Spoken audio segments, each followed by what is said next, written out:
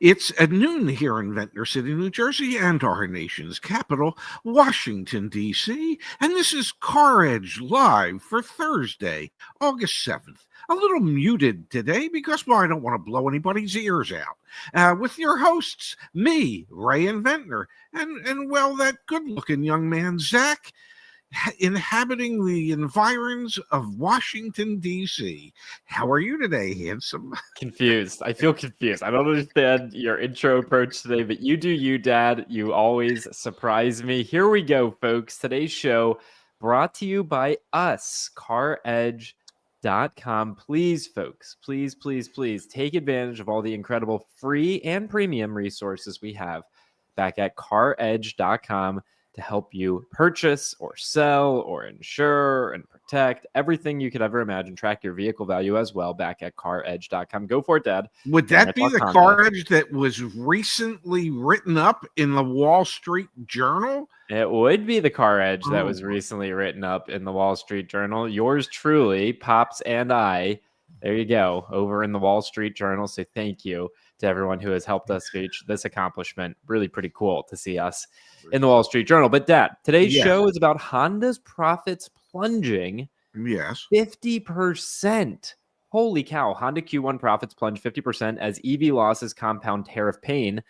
Third shifts contemplated in the United States. We also have Subaru quarterly earnings as well. Their profits declining by 16%. But let's stick with Honda here for a moment, Dad. What is going on over at Honda? Seems like we're seeing yet another automaker struggling amidst a global tariff, backdrop.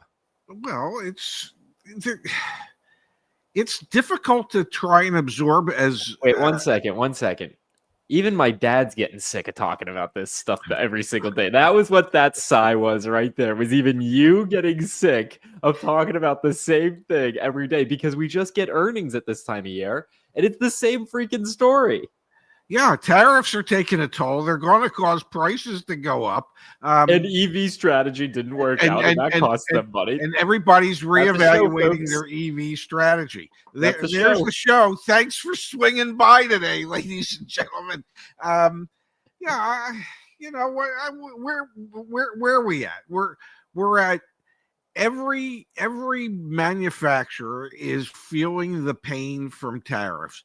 I don't care if you're a domestic manufacturer or you're a foreign manufacturer in this country. Every brand is feeling the pain. And we are talking billions upon billions upon billions of dollars. And ultimately, some of those costs, not all of those costs, because obviously these companies still make a lot of money and they are able to absorb some, if not most, of the increased cost of those vehicles due to tariffs, but they can't absorb all of it forever. And so ultimately we're going to see prices go up, whether it be there's a price increase on the 2026 model year because, well, there's always a price increase on the new model year. And this year, the price increase will just be a little bit higher than what it normally has been in the past. But yes, all these manufacturers are looking at what they're doing and trying to reevaluate where it is they need to be and where it is they hope to go. I believe in the Honda article, at one point, they had hoped to be an all-electric car company by the mid-2030s. Yeah. Today, after reevaluating the EV landscape, they've come to the conclusion that, well, if 50% of what we sell in the 2030s is EVs, good for us. Yeah. So Subaru, looking at their EV expenditures and what they want to do EV-wise, Ford looking at it, GM, everybody is looking at it and reevaluating where they want to go and how they want to get there. Here's what I find fascinating, Dad. We're starting to get some new inventory data, and let's look at just Honda for a moment here. Honda, for their cars, for example, so we're just looking at Accords and Civics. They've got a 48 days supply of inventory right now. That's low. That means they should have pricing power. That means they should have a lot of profitability in their business. Yet again, the headline is their profits are plunging 50%. So if this is happening to a brand like Honda, who has lean inventory, again, Yes. if we look at Honda, they've got a 48 days supply on their just their sedans. But if we look at the brand overall, Dad, they have a 46 days supply of inventory nationwide right now. That's actually low. That's very low. We can compare Yes. that here to, let's go to Subaru. Subaru has a 40-day supply, so comparable. Toyota, we know, 23 days supply, but a brand like Volvo has a 77-day supply. So it wouldn't be surprising to see Volvo struggling, and these other brands like Toyota, even Mazda to a degree with 36, Hyundai, Kia at 50, but 46 is low. So you'd imagine they'd have some profitability, some pricing power. But obviously, these earnings reports are painting a different picture. Well, every time you turn around, there's different tariffs that get involved. I mean, at one point during the second quarter, it was a 25% tariff on imported vehicles from Japan, and with the new trade agreement, it's a 15% tariff.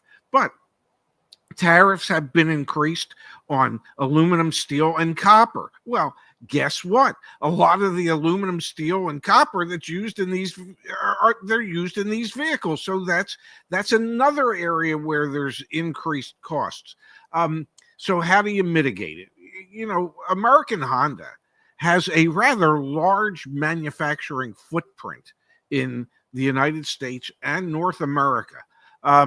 So what are they thinking? They're thinking of adding a third shift to their facilities here and starting to produce vehicles again on Saturdays and Sundays in order to cut down the number of vehicles that they would have to import from Japan.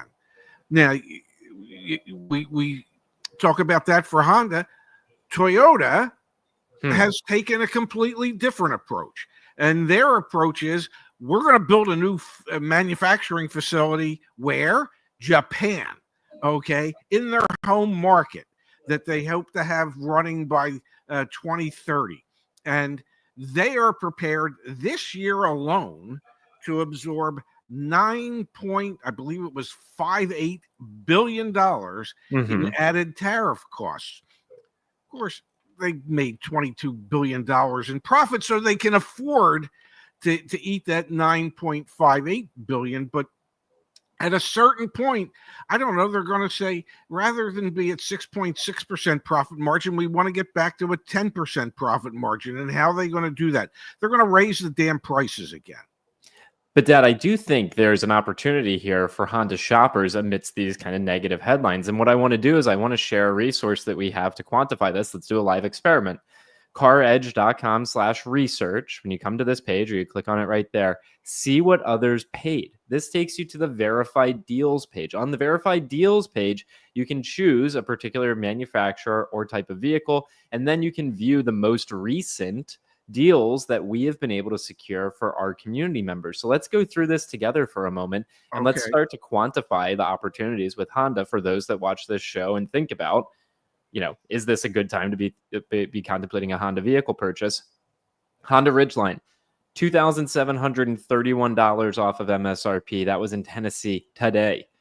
Honda CRV EXL Sport L Hybrid, $3,000 off. It's a $41,000 MSRP vehicle, hybrid powertrain. What is that, Dad? $41,000 with $3,000 off? I mean, that's what, like 7 to 8% discount off of MSRP. That seems like a good deal. Yeah, except you're talking about a CRV, even though it's an EXL Sport hybrid. It's 41 grand to start with. For sure. But leave aside the fact that the starting price is here just for a moment to quantify the savings opportunity. I mean, that seems legitimate. A Passport in Indiana yesterday, Dad, $1,500 dealer discount. We've got here another CRV, nearly $3,000. So again, this helps to quantify. Here's a Honda Pilot, Dad, $4,000 off. Another CRV, $2,500 off. This is just there's so much data in here. It's just a really good resource that people can look at to get a sense for what's a realistic Honda Odyssey. That $5,837 off. Come on, man. That's only possible because Honda's struggling right now. Yeah. No, I get it. And they need to continue to move the metal. Okay, because that's what's going to allow them to retain whatever profits that they can. Um, so, will there be opportunities? Will there continue to be opportunities? I would assume that there will be. Will the pricing power be there, or buying power? Maybe not as much, because prices are going to continue to go up, Yeah, and so I don't know that Honda has publicized what their intended price increases are. I haven't seen that info. No. But if it were $1,000, that's significant. That's a significant price increase, and so if they raise prices 1,000, but they give you a $500 incentive, so it's a 500. You're still paying more, Yeah. and that, I think, is, yes. Will there be deals in comparison to MSRP? Yes. Is MSRP continue is going? Are they going to continue to dramatically increase in price because of the tariffs and everything else involved? Yes, they are, and that's what the real dilemma is. We we haven't really made anything more affordable for the vast majority of people. We're talking about further discounting more expensive vehicles, and even like that CRV at Yeah. 41,000 MSRP, $38,000 selling price. That's still not an affordable. Yes, it's 10 grand less than the average transaction price today, but it's still not an affordable price for a lot of people, and Yeah, that's what the real issue is, this at feels least like the in my mind. conversation. This feels like the conversation we were having the other day about the Mazda CX-90, $10,000 lease cash incentive, but it's a $50,000+ typically vehicle. Dad, let's turn our attention for a second to another Japanese automaker, Yes, Subaru. yes, Subaru bracing for a $1.5 billion tariff hit as Q1 profit declined 16%. So Honda's profits plunged yes, 50% in the same quarter. Subaru's profits declined 16%. However, if you come down here in the article, Subaru is bracing for 50% profit tumble. So the expectation here is for yet another automaker to see a lot of their profitability evaporate. And then again, Dad, back over here, CarEdge.com. I clicked on research. I clicked on see what others paid. There are deals to be had. And you know yes, what? I will say the MSRPs over at Subaru are a lot more approachable. Subaru yes. Crosstrek at A limited, $35,913. which is a highly equipped when you get into the limited mode. And look at this, Dad. Washington State, almost 4 grand off. That's over 10%. A Yes, Subaru Crosstrek Premium. This was in Virginia. This one had $2,000 in savings, but look at that, a $31,000 MSRP. I mean, we can go here. All right, there you go. A Forester over $40,000. A Touring XT on an Outback over $40,000. But these price points for Subaru vehicles are significantly lower than even those that we saw with Honda. However, that manufacturer is still struggling, and they will continue to struggle. All these automakers, with the exception of like Toyota, are going to struggle. And I think that creates an opportunity for informed shoppers to get great deals. and Subaru, if I remember correctly, came out quite early after the tariffs were announced and raised their prices Yeah. from, what was it, $750 to a little over 2,000, Yeah. depending on model. So they already started adjusting their prices, and they still are going to see it as a $1.5 billion hit. So it is somewhat negatively impacting sales, only somewhat, but it is severely impacting affordability across the board for most brands and Definitely. for most people out there. And I've been hammering the affordability crisis for 5 years. Perhaps I'm the father. Um, Perhaps I birthed the affordability crisis, but in my mind, it doesn't really seem to be getting any better. And it doesn't seem to me as if we're going to have more vehicles that are attainable for more people. It seems quite the opposite to me. I will be watching though, Dad, as inventories build back up, which we have some data, although I'm cautious to really pull this up because it's a different data source than we typically reference. However, it was published in Automotive Yeah. News. That's from Lot Links, which again, we're going to get Cox Automotive new vehicle inventory data soon. That'll probably be next week, and I'll really be interested to see that number. But Lot Links saying that new inventory was actually flat for the month of July. I think we'll see a slightly different story over when we get it from Cox Automotive. But Dad, it makes me wonder if new vehicle inventory stays relatively inflated, because again, this channel at the end of the day, in many cases, is just talking about supply and demand. Yes. So if supply increases and demand continues to waver, because to Turbo Diesel's point, profits tend to drop when you alienate 60% of the buying public.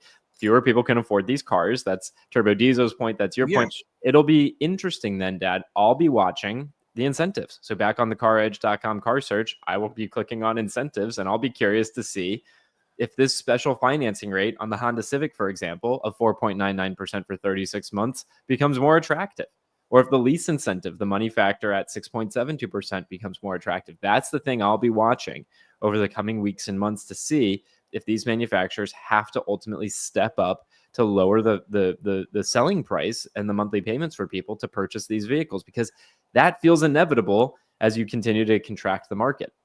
And, when you talk about the Civic is typically for U.S. consumption is actually built in Canada. Yeah. Okay. Right now, there's a 35% tariff on Canadian goods.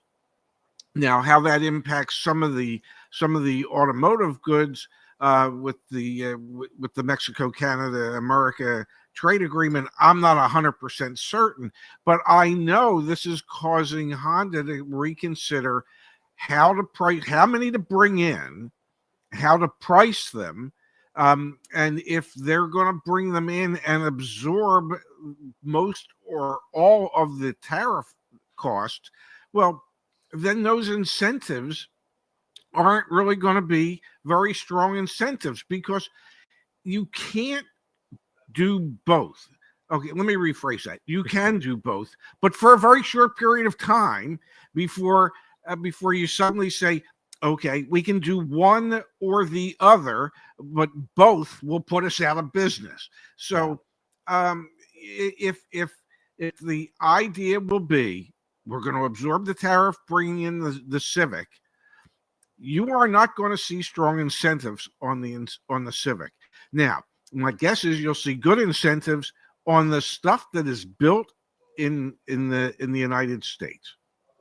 Yeah, I think you're probably right, Dad. I do want to share one more thing here, which is one of the things that's interesting when looking at incentives is you can see certain brands are really struggling with certain vehicles. And what I mean here is I can pull up a 2025 BMW iX Base. And for this particular vehicle, which costs $97,000, has a dealer invoice price of $91,231 and a CarEdge target discount range, so dealer discount of $8,500 to $11,000. If I click on incentives for this vehicle, Dad, I can see the special lease rate right now is a money factor of 0.0003, or effectively 0.72%. So this is a perfect example of a manufacturer who's obviously struggling to move this particular vehicle in this particular region.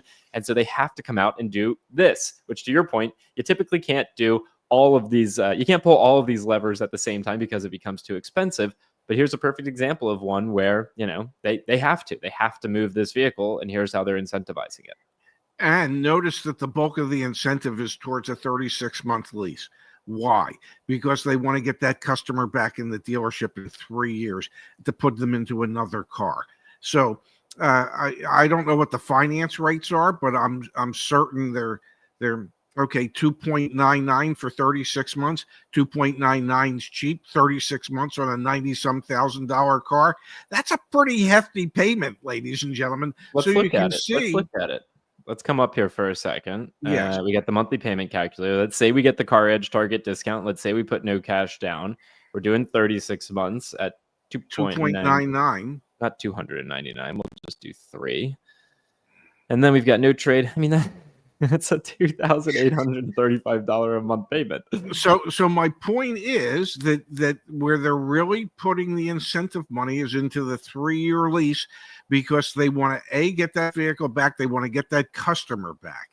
Okay. And that lease is still going to be expensive, but it's not going to be anywhere near $2,800 a month. So yeah, they're gonna every manufacturer is gonna tailor their incentives to where they need them. Yep. Obviously, you're not putting incentives on the cars that are selling without them, that don't need them. Look at this, Dad. Look at this for a second. So we have right here, looking to lease this vehicle instead, try our new lease calculator. I clicked on that. Yes. All the information's populated. There you go. Okay. So, Okay. So it's a third. look at that. Yeah. But it's still hefty. It's still hefty for sure. I'm not trying to trivialize this, but I mean, Yeah. it's a tremendous difference in price. Well, only about $1,700. Yeah. To drive, Only in about. my opinion, one of the not so attractive vehicles out there. I don't understand what they're doing with this thing, if I'm being honest. Well, Like, what is that? What is going on here? Well, it's got the Bugs Bunny grill. It looks like Bugs Bunny teeth. Mm. I, I don't understand their styling cues, but it's not up to me. Okay. There you go, folks. Anyway, so Honda's profits going down. We'll see if they increase their incentives. Obviously, we're showing you some examples of brands with specific vehicles that are struggling where they are increasing their incentives. And again, the storyline that we will watch very closely as a precursor to what happens with incentives is the inventory side, because again, Yes. that's the supply side. We know demand is really, really, really struggling because these vehicles are too expensive. So stay tuned for some updates there. All right, here we go from Matthew, and then we'll switch gears. Appreciate it, Matthew. The BMW iX needs to be $25,000 off. Won't nobody buying? And when the lease is up and the buyout is $65,000, but the car is worth $35,000, they won't be leasing another one. What a disaster! Matthew's got some pretty solid points here. You know what, the customer? What the hell's the customer care if the residual value is 65, but its actual value is 35? That's great for the customer, because the customer only paid the depreciation on the smaller amount, not the bigger amount. So why wouldn't they want to lease again? There would be an opportunity to once again watch BMW step up and have an artificially high residual value when the vehicle isn't going to be worth anywhere near that. Yeah, true.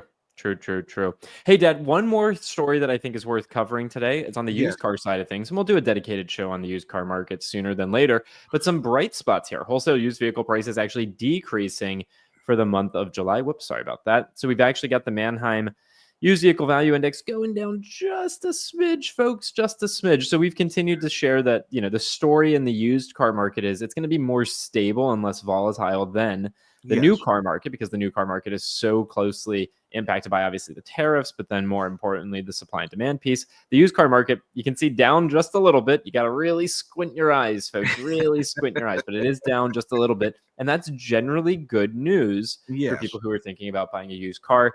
But you actually talked about this earlier in the week. I mean, it's going to be years before the used car market really starts to see some depreciation that makes it affordable again. And before we start really seeing a significant increase in the number of 2- and 3-year-old lower mileage, higher quality used cars. We have been on this train for 4 years now, and I said it 2 years ago. It's going to take till the end of the decade, and what we're seeing is, well, it's going to take till the end of the decade to maybe where we can get back to somewhat close to what was normal in the past. It's a good sign that we're not seeing the same type of spikes that we had seen in years past. So that hopefully bodes well, but we're still years away from having the used car market, at least inventory wise, back to where it needs to be.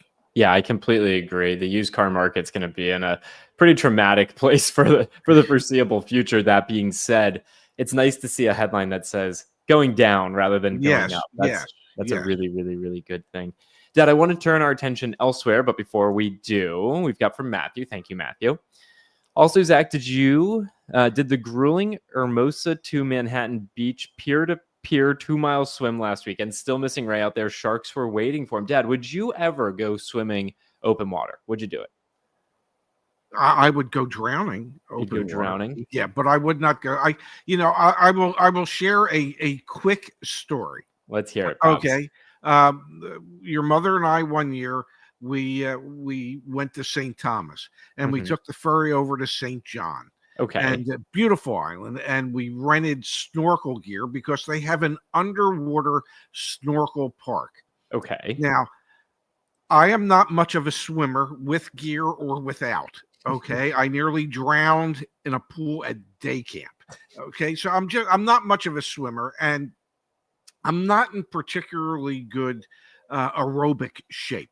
So we're swimming out, and there's this little dock that's out there before you go down, and it's like I'm exhausted by the time we got to this little dock, and your mother, she's fit and she's healthy and she can swim like a fish, and I finally, I said to her, I got to go back. This is not good for me. And as I'm going back, I really feel like, okay, I'm going down. Okay, fins and all, doesn't matter. And all I kept saying is, dear God, just let me get back to the beach. And at a certain point, I did make it back and the water kind of pushed me onto the beach, and I just laid there like a beached whale. Okay, so Matthew, no, I'm not doing another open water swim. The sharks are just gonna have to wait. They're gonna have to wait. All right, Pops, we've been talking about CarEdge.com/AI for a couple weeks now. Yes. We've got a little bit of an update here. You can now name your negotiator. If you don't want to use your name, your first and last name, again, the AI Negotiator creates an alias, email, and phone number for you. So you deal with none of the dealer contact and none of the dealer outreach. The AI Negotiator handles that for you. However, if you don't even want your name to go to the dealership, you can now set a name for your negotiator. And I wanted to share with you, Dad, just a few stats that we're starting to see here now that we've been able to deploy the AI agent, the AI Negotiator, over 10,000 times on behalf of CarEdge users.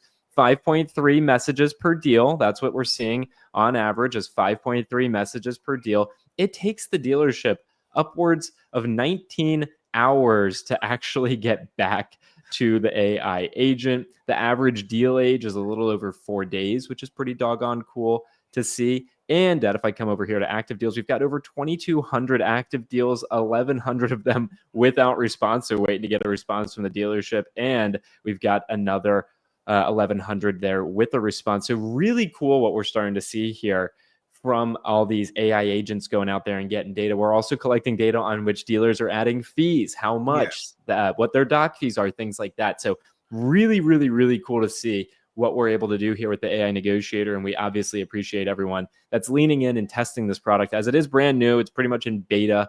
It's really interesting to see. And obviously we're working on voice, text, things like that, that'll make it even more effective. So just wanted to share, you can now name your agent, which is pretty doggone cool. And we're collecting data that no one else in the automotive industry has. And you know who gets to decide how they get to use it? We do, folks. It's not Cox Automotive. It's not, Auto News. We get to choose how we're going to use this. And obviously we're going to use it for good. So I'm really excited about that, Dad. Wow. Well, Cox could get to use it if they want to pay us way too much money for all that. Yeah. That's not the intent. The intent here is to obviously continue to bring this information and this transparency to our community and try and influence change. Here's a success story with the AI assistant posted over on the CarEdge community forum. Thank you, David, for doing this. Got a 2025 Hyundai Tucson Limited hybrid. Really awesome stuff here. Saved him about $2,000 more than he thought he was going to get for this vehicle. This is, to be clear, not a replacement for our car buying services. So if you want a human in the loop, you want one of our experts to support you throughout the whole process. Obviously, our team are using these AI agents to help them be more effective and more capable. That being said, we still offer our car buying services and have thousands of 5-star reviews back on Google and CarEdge.com in the community forum. So please, please, please, folks, know that we are waking up every day and continuing to do our best to support our community. And obviously just wanted to share that update there. Would it be safe to say that because of the AI agent, it allows the concierge team to be able to help more people, because the concierge team gets to utilize the AI agent, so they can then help more people who need assistance. That's the goal, baby. That's 100% the goal. And I just see Tyson saying, how do I get to the negotiator on the website? CarEdge.com/AI. CarEdge.com/AI. You start right here. So please, folks, take advantage of this. Take a peek. Enjoy what we've been working on. And congratulations to our team. We passed 1,000 customers using this thing. So really an incredible milestone. Okay, Dad, I'm sorry. Like the past 2 weeks, we've been doing 30-minute shows rather than the longer shows. We got to get back to doing call-ins. Mazda's dropping off the CX-90. Okay, so I got to go take care of that. I wore a collared shirt just for them. Hopefully they like me. But yeah, and Dad, I'm on the fence about tomorrow. I don't know if I'll be able to do the show tomorrow. I'm driving to New River Gorge, so I got to figure out what we're doing. If we got a show, if we don't got a show, if you're taking Friday off, if Justice wants to pull back in, we want to get someone else. So I don't know, man. I'm putting the Mazda to use. Well, I'm glad to hear it. You know, I'm certainly excited for you. Thank you. And certainly it's nice to know that there's no grass growing underneath your feet. Do you Keep him busy, baby? Keep him busy. Do you even know what your apartment looks like anymore? I'm just curious. No, no. Yeah, short answer, no. All right, Justice says Phil comes on. You know what? I could see a little Justice Phil Pops action tomorrow. Justice, I haven't messaged you yet because I'm still trying to figure out if I'm able to do it. But I don't know. I could see a little Justice Phil Pops action. What do you think, Dad? Whatever it takes. You know, I'm here to allow your wandering ass to go wherever it needs to go. And then I'm by your side next Monday. Can't wait for that. So I'll be driving down to the shore to spend Monday and Tuesday with you, Phil. Appreciate you, Phil. So I'll be by your side on Monday and Tuesday next week, which I'm really excited about, Dad. Oh, I'm excited too. What time are you coming down on Monday? Probably early, to be honest. Okay. Yeah, so you'll be in the condo to do the show. We'll do the show together, and then we'll film content together, and then maybe go crabbing with Jay. Yeah, try and have a nice day. You're not doing all that on Monday. No can do. Look who you're talking to. You can't. Okay, thank you very much. It was really go get your Mazda. We'll see you guys back here soon, Dad. I love you. Thank you, everyone, and yeah, have a great upcoming weekend. Yep, love you too, handsome. See you all.